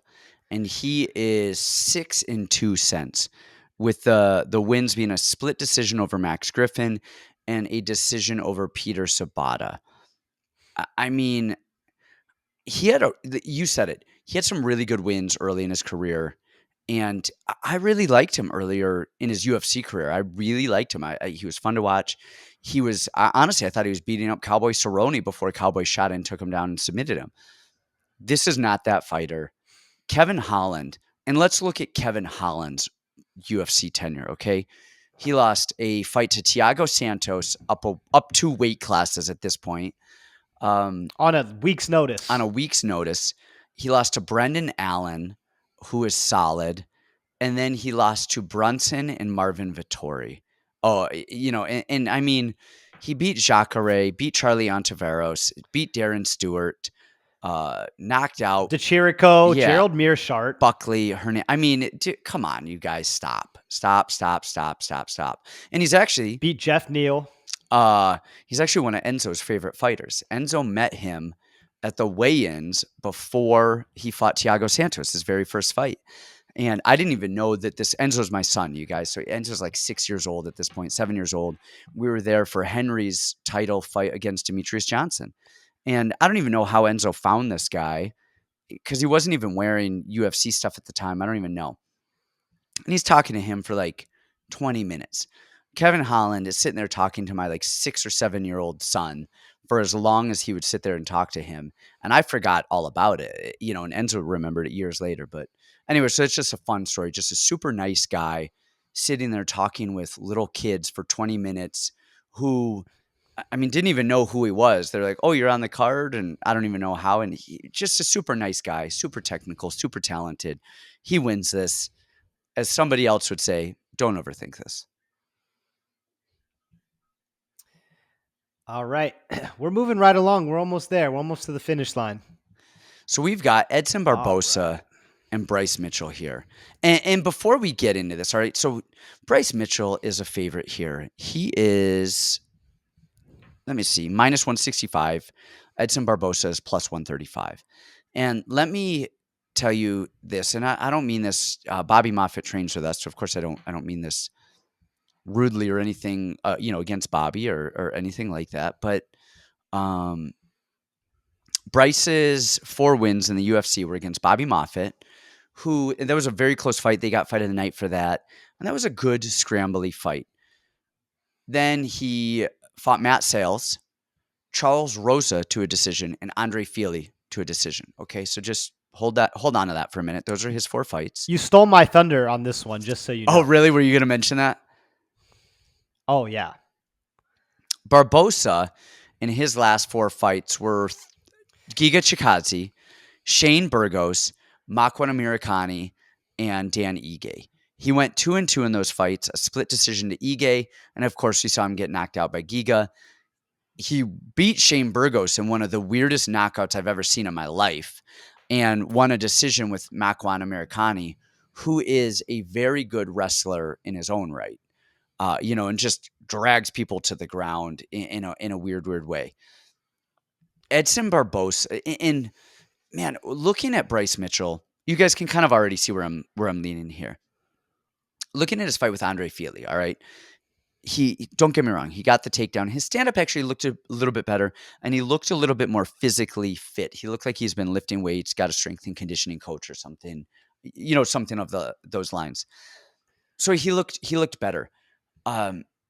He, after the first, gosh, I forget if it was the first scramble or the first round, he was not finding his shots as easily. And Andre Fili was kind of just sitting there, letting him run him to the cage. He would get taken down, would not try and get back up to his feet, would pull guard, would stay jiu-jitsu. He just didn't really have an answer for Bryce Mitchell. For as good as Bryce Mitchell's jiu-jitsu is supposed to be, no one Bobby Moffitt's jiu-jitsu is really good, all right? So don't let that one fool you. And Charles Rosa is hard to finish, all right? So both of those things are true. Andre Fili is not considered some amazing jiu-jitsu guy. Honestly, Charles Rosa, for as much danger as he had Charles Rosa in the whole fight, he couldn't finish him. But if you're able to control somebody that much, just elbow him in the face. Just beat him up. Man, Barboza has been there in there against the best there is. He went to a decision with Khabib Nurmagomedov, all right, at 155, all right? He understands striking well. You take him down, he's scooting to the cage and getting back up. His cardio has always been suspect, but he loses. Weirdly, it's better down a weight class. It's better down a weight class, and he loses fights to these people who pressure him like crazy, but pressure him and punch him. He panics when people are beating him up. I don't know that that's going to happen here. I like Barboza to win this. I think it's almost offensive that Barboza is a dog here, and I think if anything, it should be even odds, and you kind of let the cards go as they will. I think Barboza still has a little bit of fight. Yeah, he's a little older. He's a little chinny, but he is fighting the best of the best of the best, and that's all he's fought for years and years and years. Edson Barboza is an ultra veteran. Like this, like you said it right. It's almost disrespectful, this fight.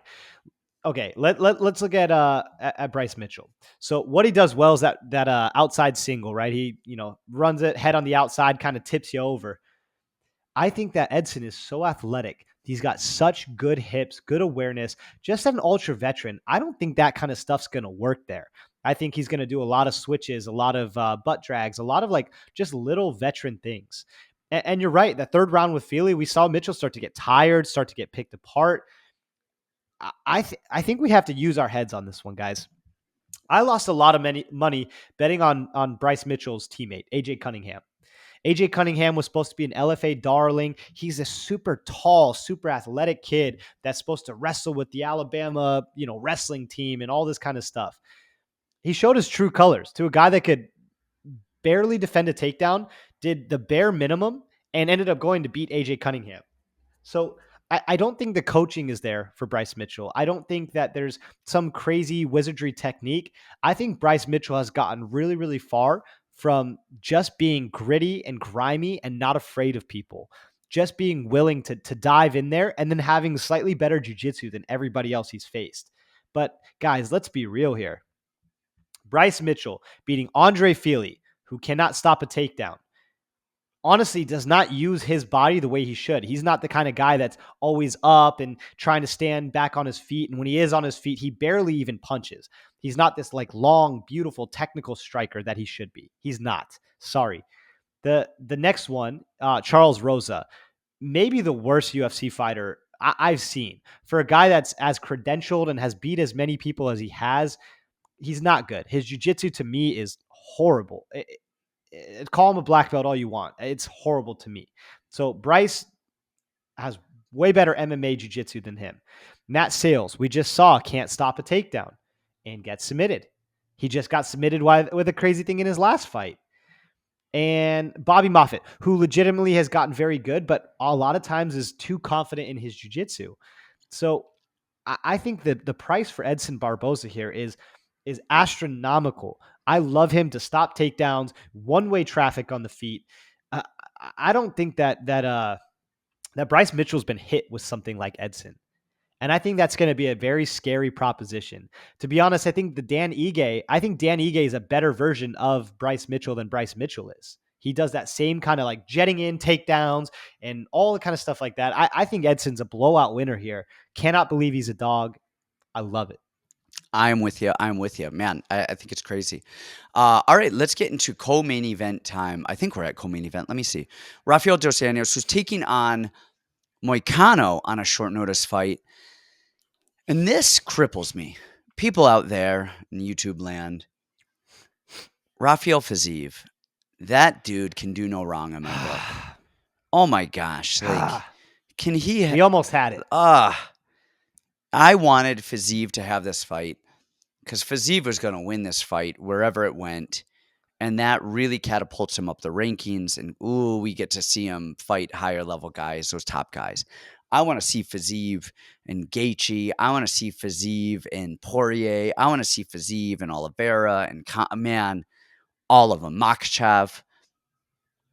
Man. And we don't get to because COVID took him out. So we've got Moicano, who I like. We were talking about Moicano the other day because he fought Alex Hernandez. And we were big on Moicano. I called Moicano. I think you called Moicano, and it went that way. You guys, I'm going to be honest. I haven't watched a ton of tape on this because it came up kind of last minute. We've seen Dos Anjos a lot. We've seen Moicano a lot. The real factor here is age. Rafael dos Anjos is 37. But he is going. This is relevant, so I've got to pull up his fights now. Again, he's got a lot of losses, right, and that means a lot. He's 30-13 versus Moicano, who's 16-4. And just the fact of somebody not having that many losses, what that means, you guys, when people are okay with losing, if you and me, Brandon, we're fighting and I'm just more comfortable losing and you're not, that zero means something. That zero means that every little scramble that you and I engage in, you will fight tooth and nail, tooth and nail, tooth and nail. And me, if I've got those losses, I tend to settle. In those positions, little by little by little, we get comfortable getting hit. We get comfortable getting taken down. We get comfortable sitting on our back a little bit. The guys who have the zero on their record don't get comfortable in those bad positions. And that's something here. All right. Now, Dos Anjos his last loss is, he beat Paul Felder by split decision. And Felder's a tough SOB. I think that might have been Felder's last fight. He lost to Michael Chiesa up a weight class. He lost to Leon Edwards up a weight class, both by decision. Really looked amazing against Kevin Lee in a finish. Lost a decision to Usman and a decision to Colby Covington. I mean, those are the best of the best of the best. I mean, that's just nuts. On the other side of that, we've got Moicano. He just beat a tough Alex Hernandez, but Alex Hernandez who I don't think knows who he is as a fighter anymore, and a Jai Herbert, who's very tough, very Who's skilled, good? who's very good. He lost to Fiziev, who is very good as well. Um, and actually he did the right stuff in that Fiziev fight. He just fought Fiziev. Um, I He was doing well until he wasn't. That's it. I honestly think the power of Dos Anjos in your face pressuring is going to be a thing. But honestly, I think it's a wrestling. I think it's a wrestling of Dos Anjos. I don't think Moicano is going to be able to out wrestle him. I don't think he's going to be able to stop the shot. I don't think he's going to be able to handle that pressure. And on short notice, I like Dos Anjos for the win. I don't know that I like him for a finish. I think I read, though, this might be 5 rounds. Am I crazy there? Because I thought it should be 3 Yeah, you're rounds. right. Why is this a 5-round fight? That doesn't make sense to me. It's not for a Because the title. Fiziev fight was 5 rounds. Was it? Okay. I wonder why Yeah, that because even. that was supposed to be well, I'll tell you. Tell me. Give me a sec. Oh, It you're was right. it was Yes. supposed to be a main event. Yeah. And then this Colby fight got moved because the Colby fight was actually supposed to happen last. Gosh, what? No, the Fiziev fight was supposed to be a main event, and it got pushed for I think visa issues or something like that. So Okay. instead of being a main event, they put it on this card as the co-main in a 5-round fight to keep it the same. Fiziev fell out, Moicano in. They're keeping it 5 rounds. Okay, that's right. Yeah, I was thinking this was supposed to be Volkanovski versus Max. Max got hurt, which is why. But they actually moved Zombie's title fight from this weekend to April 9th. That's what I was thinking. All right, got it. 5 rounds on a week notice. Man, give me Dos Anjos all day long. Uh, you know, I think Moicano's tough, but man, 5 rounds Dos Anjos on a week's notice, that's a tall task, regardless of age. Yeah, this is a really tough one, and this is going to be another avoid to me. There's just so many different variables here. The problem that I have is Moicano's offensive wrestling. He's not a great offensive wrestler, but I weirdly don't think he needs to be here.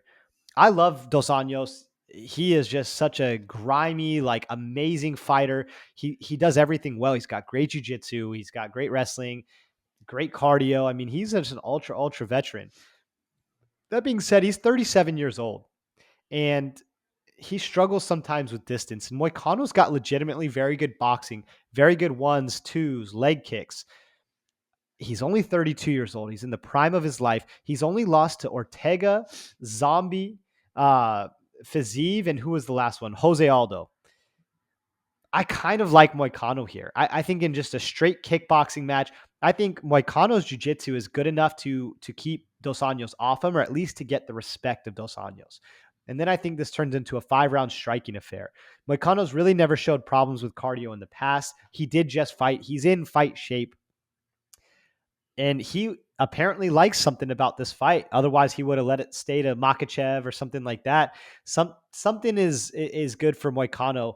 I'm just gonna, and guys, do not tail me on this one. This is gonna be my hill to die alone on. I'm probably not even gonna bet it, but I just like the younger, taller, faster Moicano who's got equal jiu-jitsu to Dos Anjos. I'm just gonna take the younger guy for purely just that. I just like the range and the age.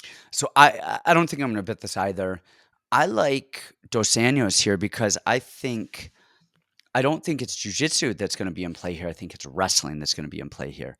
And I think Dos Anjos is going to be able to get this fight to the cage, press Moicano against the cage long enough to either tire him out or get the takedown or both.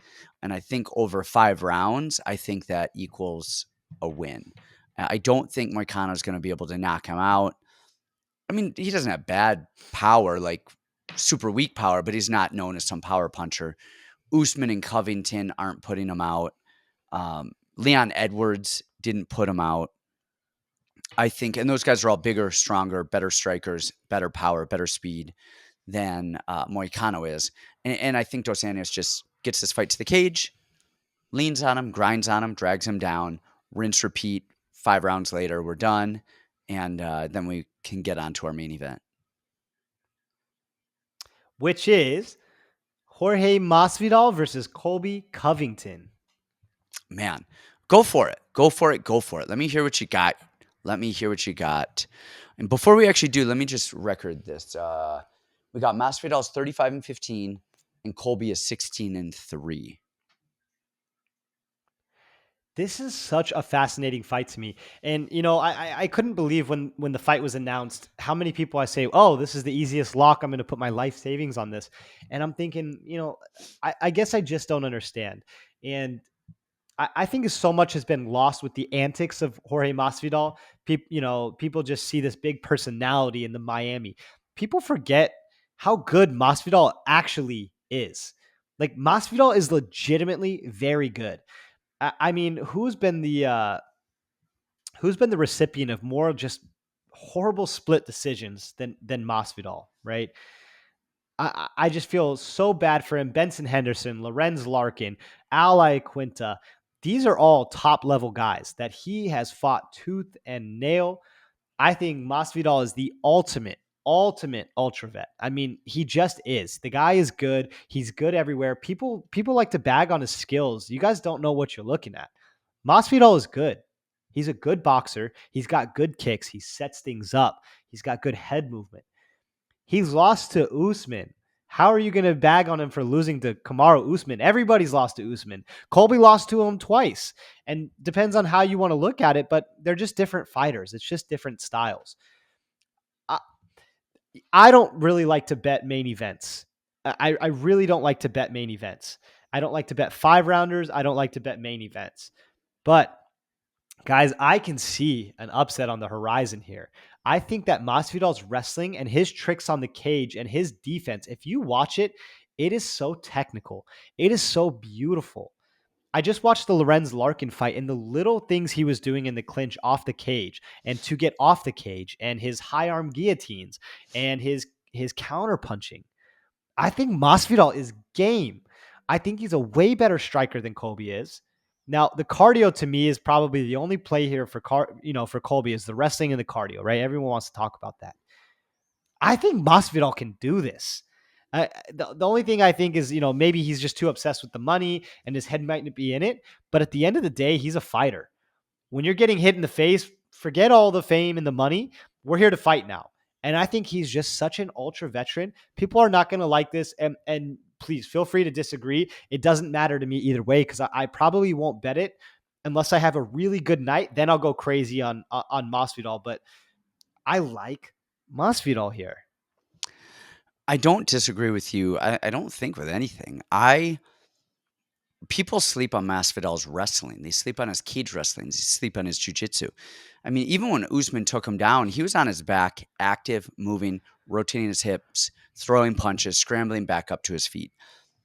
In the 5 rounder, in the first fight on short notice, he did a really good job of defending, getting back up, hanging out for a while. You know what I mean? Again, he took it short notice. He's fighting a big, strong, one of the most physically dominant champions we've seen in a long time. I mean, just Usman doesn't get tired. His wrestling is phenomenal, and he can hold you against the cage and do that for a long time. Then, of course, we saw him get caught, in the last one. What worries me about Masvidal, and you said it, his striking is great. I have been on the Masvidal bandwagon for years and years and years. As a coach, I have been telling you and Kamuela and the other guys at the gym, go watch Masvidal. I mean, and this is years ago, 5, 6, 7 years ago, when I'm telling you guys this. His jab is unreal. He has that high guard. He gets narrow. He fires that jab. Opposite hand is really high. Good right low kick. He's gotten even a little trickier. We saw him hit that little switch step against Darren Till. But what people don't know, well, I mean, I don't know that they don't know it. They think that he just hit a switch stance left hand with Darren Till. That is not true. He set that up for ages before that with a switch middle kick. The whole fight. Switch middle kick, switch middle kick, switch low kick. Then he hits that switch. He thinks a kick is coming. He blitzes him with that left hand. That was a setup, not a trick, guys. Most trick shots are set up by really good techniques that look similar beforehand, all right? Again, the cage wrestling, I don't know that Colby's going to be able to keep him down, get him down, and if he can, I don't know if he can keep him down. My worry with this fight is twofold. Can he hold uh, Masvidal against the fence and just ride the timeout? That's part of it. Now, the other part of it is watching the Usman fight back, the second one that he got knocked out. Masvidal is not as clean and as sharp as he used to be in his younger years. He moves well, he's very fluid, but he's not as rigid. And I mean that as a negative, not as a compliment. When he was, even a couple years ago, his hands were back and he looks like a European style, Cuban style boxer, not like a loose, kind of loose, fluid American Philly roll style boxer. And I really liked how rigid he was in his stance in a clean way. And I mean this as a compliment, not in a bad way, just clean, clean, clean striking. I think he's gotten away from that a little bit. And I think it's helped him with these, flying knee knockouts, these switch knee knockouts. But then I think that's part of why he got clipped against Usman is I think he's a little too comfortable with his stand up. Now, Would you say he's a little bit looseman? I'm not sure I would say that, but I'm hoping that he is taking this fight with some vengeance, just piss and vinegar, and is clean and is not going to give an inch. I think with Usman on the first fight, I think he was so cocky that Usman would not stand with him at all that I think in the second fight, he was like, oh man, I'm going to feel this stand up. Time to prove a point. Exactly. And he's going to clinch and he doesn't want this. Oh, he punched me in the face and I'm out. I'm hoping that is what happened because I really like Masvidal here. I like him here. I like him as a human here. I like him over Colby. Stylistically, I like him. Well, the other thing that worries me too, all right, with Colby is if he level changes. I think if he starts level changing and coming up top, he is going to land some punches on Masvidal. And Masvidal better be able to adjust and keep his range and not bait on those level changes too much to where Colby's coming over the top and hitting him. He might not even hurt him, but he's going to score, and that's going to allow him entry into the clinch and hanging on Masvidal, which we don't want if we're Masvidal fans. All right. So I'm leaning Masvidal. Again, I'm with you. I don't think I'll touch it until, game time right I have a beforehand. good night. Yeah. Yep. If I don't have a good night, whatever. I don't know if I'm going to touch this. If you guys, I'm with you. I generally don't bet main events because a lot of time main events are just too competitive. They're just too close. There's too many variables, and there's a lot of other really good spots on this card. Take those spots. I think I'm leaning Masvidal here. If I'm leaning Masvidal here. I'm leaning Masvidal. That's really all there is to say. Will I bet him? I don't know. Do I think he could win it? Absolutely. I think this is where I think this is his swan song. I think he's going to put a beating. He's going to shock the world. Vegas is going to go bananas. The whole world's going to go crazy. And then he goes, I'm the richest dude in Miami. We're out of here. I hope so. I hope he becomes the richest dude in Miami. All right. Well, I think that does it. That does it. That is it. March 5th, Jorge Masvidal takes on Colby Covington. If you guys haven't already, make sure that you like our video. Please subscribe to our channel. Check out our Patreon where Brandon and I give all of our actual bets. Like we always say every week, here we give the breakdowns, the analysis of the fights, but we're not giving you guys our actual bets on the Patreon. And that's what people pay for. It's $25 a month, you guys. And you don't get one fight card. You get every fight card in the month of March, in the month of April. I mean, these are a lot of cards coming up, and we get all of our actual betting picks that we think maybe it's over 1.5, maybe it's under 1.5, maybe it doesn't go the distance, maybe it's somebody to win straight up, maybe it's a parlay. We give you that on the Patreon. Check it out. Link is in the show notes, and we will see you guys next time. Thanks, guys. Peace.